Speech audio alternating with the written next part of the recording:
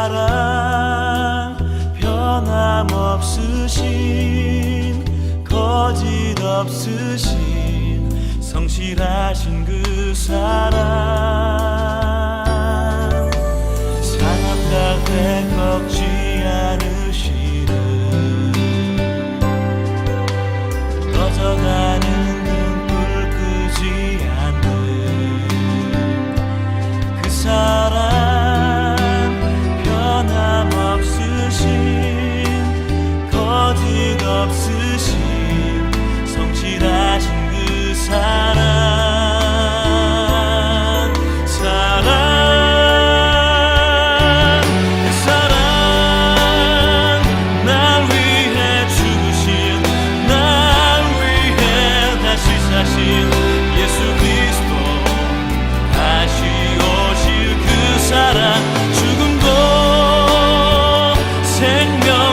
천사도 하늘의 어떤 권세도 끊을 수 없는 영원한 그 사랑 예수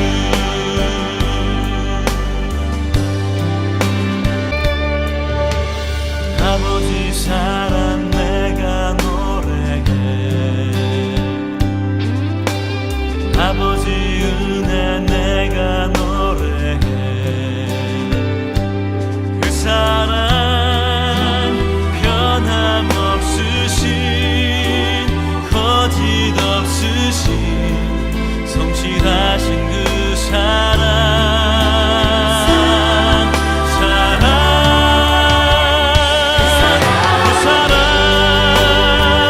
날 위해 죽으신 날 위해 다시 사신 예수 그리스도 다시 사랑 죽음도 생명도 천사도 하늘의 어떤 권세도 끊을 수 없는 영원한 그 사랑 예수 그 사랑 날 위해 죽으신 날 위해 다시 사신 예수 그리스도 다시 그 사랑 죽음도 생명도 천사도 하늘의 어떤 권세도 끊을 수 없는 영원한 그 사랑 예수 그 사랑 날 위해 죽으신 날 위해 다시 사신 예수 그리스도 다시 오실 그 사랑 죽음도 생명도 천사도 하늘의 어떤 권세도 끊을 수 없는 영원한 그 사랑 예수 영원한 그 사랑 예수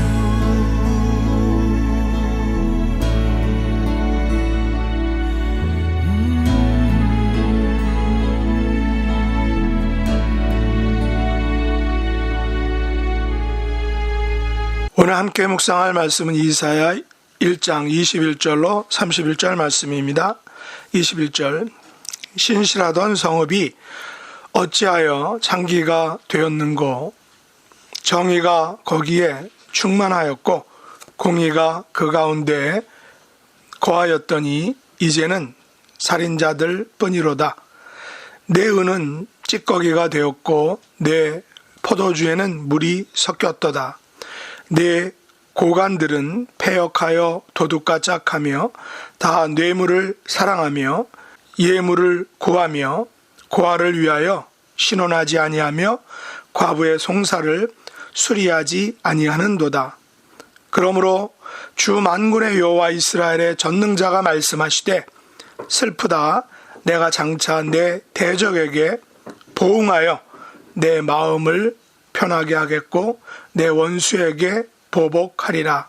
내가 또 내 손을 내게 돌려 내 찌꺼기를 잿물로 씻듯이 녹여 청결하게 하며 내 혼잣물을 다 제하여 버리고 내가 내 재판관들을 처음과 같이 내 모사들을 본래와 같이 회복할 것이라. 그리한 후에야 내가 의의 성읍이라 신실한 고을이라 불리리라 하셨나니 시온은 정의로 구속함을 받고 그 돌아온 자들은 공의로 구속함을 받으리라. 그러나 패역한 자와 죄인은 함께 패망하고 여호와를 버린 자도 멸망할 것이라.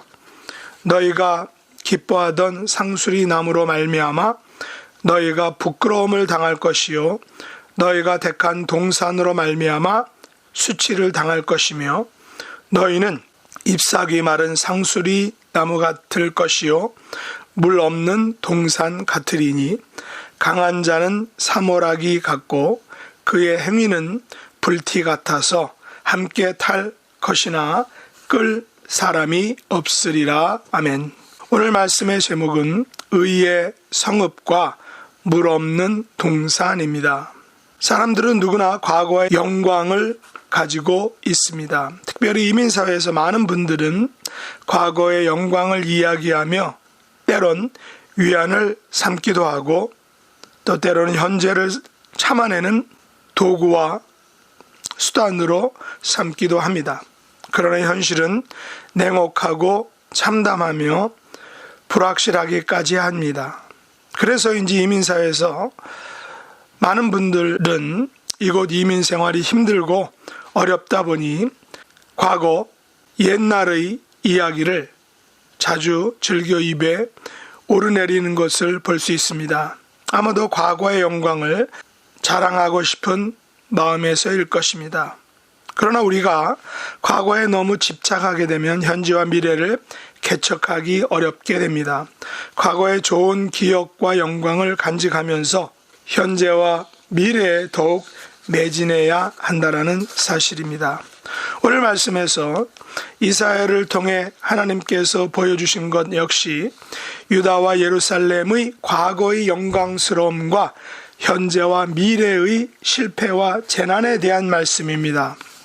물론 하나님께서는 궁극적으로는 회복과 구속을 말씀하고 있습니다.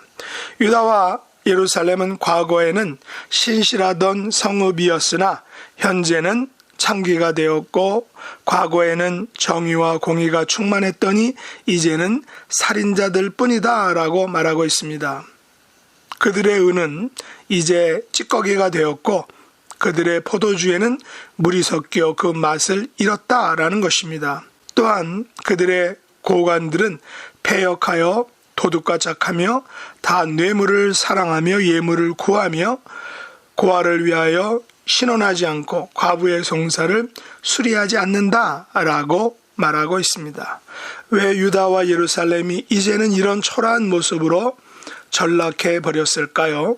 그 이유는 어제 본문이었던 11절로 20절에서 언급했듯이 그들이 성회와 아울러 악을 행하였으며 그들의 손에 피가 가득하므로 하나님의 마당만 밟는 삶, 다시 말해 형식적인 신앙 생활로 변질되었기 때문이다라는 것입니다. 물론 16절 이하에서 하나님께서는 그들에게 악한 행실을 버리고 여호와께 돌아오라 라고 말씀하십니다.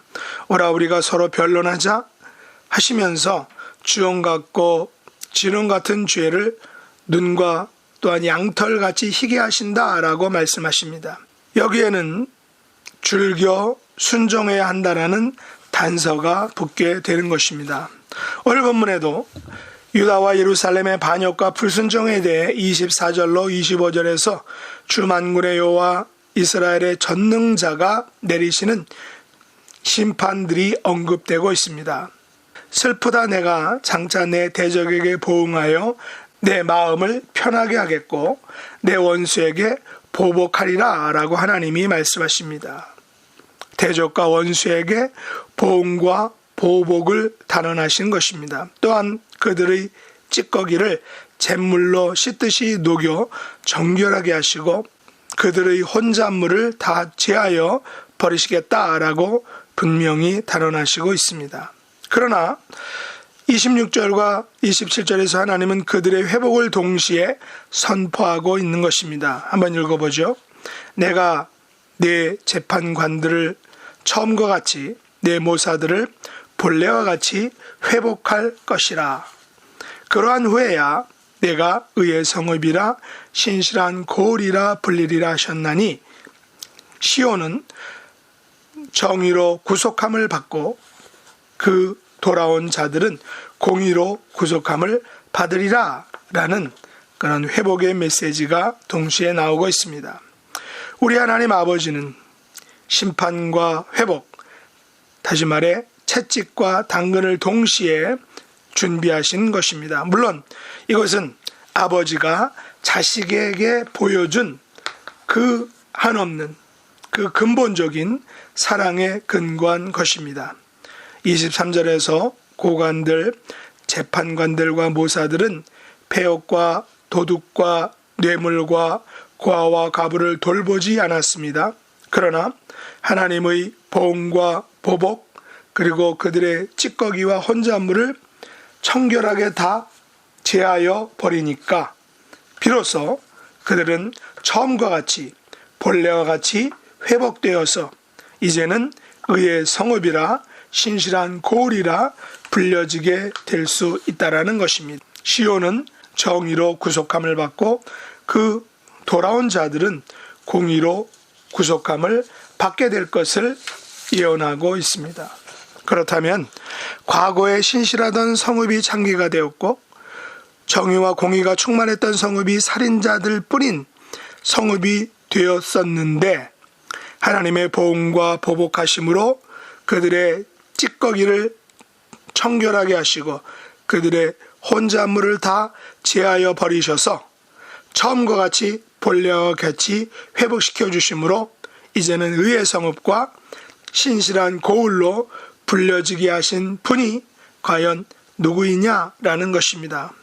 유다와 예루살렘 사람들이 스스로 의의 성읍과 신실한 고을로 변화된 것일까요? 결코 그렇지 않다는 것입니다. 27절에 보시면 의의 성읍과 신실한 고을로 불려진 이유를 분명하게 잘 알려주고 있습니다. 함께 읽어보죠. 시온은 정의로 구속함을 받고 그 돌아온 자들은 공의로 구속함을 받으리라 라고 말합니다. 무슨 말입니까?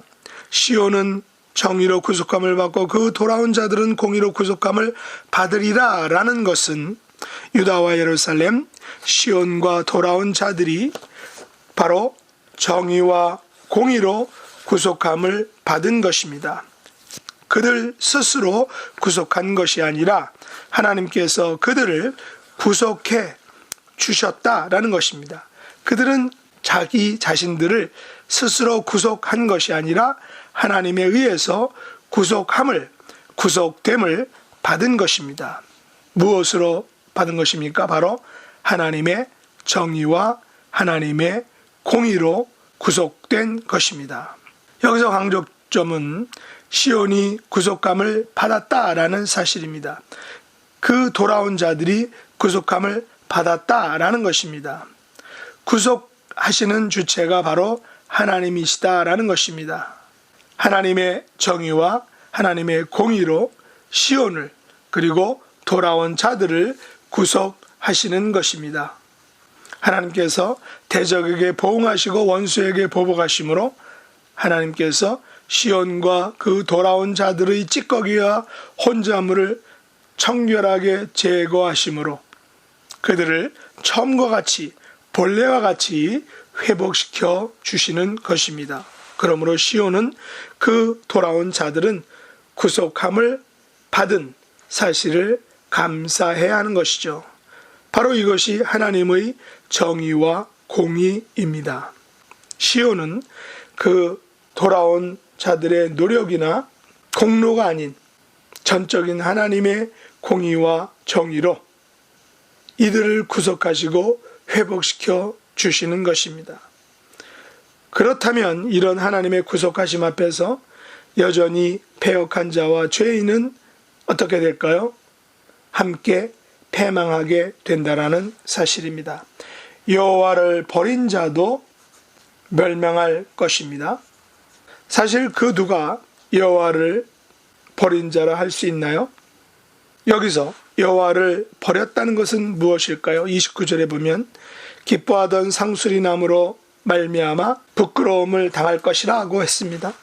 여기서 상수리나무와 택한 동사는 바로 우상 숭배의 현장을 의미합니다. 유다와 예루살렘은 우상 숭배로 인하여 부끄러움을 당할 것입니다. 그들이 당하는 부끄러움과 수치는 어떤 모습일까요? 30절은 이렇게 묘사하고 있습니다. 너희는 잎사귀 마른 상수리 나무 같을 것이요 물 없는 동산 같으리니 라고 말하고 있습니다. 잎사귀 마른 상수리 나무를 여러분 상상해 보시기 바랍니다. 물 없는 동산을 여러분이 한번 상상해 보시기 바랍니다. 잎사귀 마른 상수리 나무는 하나님의 대적하심을 인하여 잎사귀가 다 말라버린 것입니다. 생명을 다한 것이죠. 그 기능을 다한 것입니다. 더 이상 열매도 그 잎사귀의 푸르름이 주는 그 풍요와 더위를 피하는 그늘도 만들어줄 수 없는 것입니다. 또한 동산에 물이 없다는 것은 동산의 기능을 완전히 상실한 것이죠. 물이 없는 동산의 모든 생물들은 곧 죽게 될 것입니다. 하나님의 보응과 보복은 어떻게 정점을 나타내게 될까요? 31절을 보시면 강한 자는 사모라기 같고 불티처럼 자신과 그 주변을 태울 것이다 라고 말하고 있습니다. 그 불길의 세기와 무게는 너무나 엄청나서 세상에 그 누구도 끌 수 없다라는 사실입니다. 오직 예수님 밖에는 그 사망의 불, 죽음의 불, 진노의 불을 끌 수 없는 것입니다. 다행인 것은 예수님께서 우리들을 그 불 속에서 구원해 주셨다는 것입니다. 구속해 주셨다는 것입니다.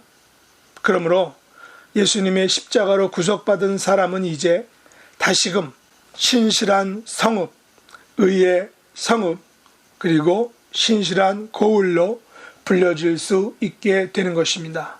우리의 가정과 또 우리의 교회와 심지어 우리의 직장, 또 우리가 살고 있는 나라가 하나님에 의해서 또 예수님의 십자가의 구속으로 인해서 신실한 성읍, 의의 성읍으로 회복되고 변화될 수 있는 놀라운 은총을 누리는 저와 여러분 될 수 있기를 예수님의 이름으로 축복합니다. 기도하겠습니다. 하나님 아버지, 저희들은 잎사귀 마른 상수리 나무와 같은 죄인들이었습니다. 물 없는 동산 같은 삶을 살았던 것입니다. 그러나 하나님의 정의와 공의로 예수님을 십자가에 죽게 하심으로 우리를 구속하여 주심을 인하여 감사합니다. 저희들의 삶과 가정과 교회와 나라가 하나님께서 구속하시고 회복시키시는 그 의의 성읍으로 신실한 고을로 불려질 수 있도록 은총 베풀어 주시옵소서. 우리에게 허락하신 귀한 자녀들 믿음으로 온전히 성장하도록 하나님이 불꽃 같은 눈동자로 지켜주시며 하나님께서 허락하신 생업의 복주사 그것을 통하여 하나님을 섬기고 또 교회를 섬기며 이웃을 섬기기에 부족함이 없도록 하나님이 늘 함께하여 주시옵소서. 예수님의 이름으로 간절히 기도드렸나이다. 아멘.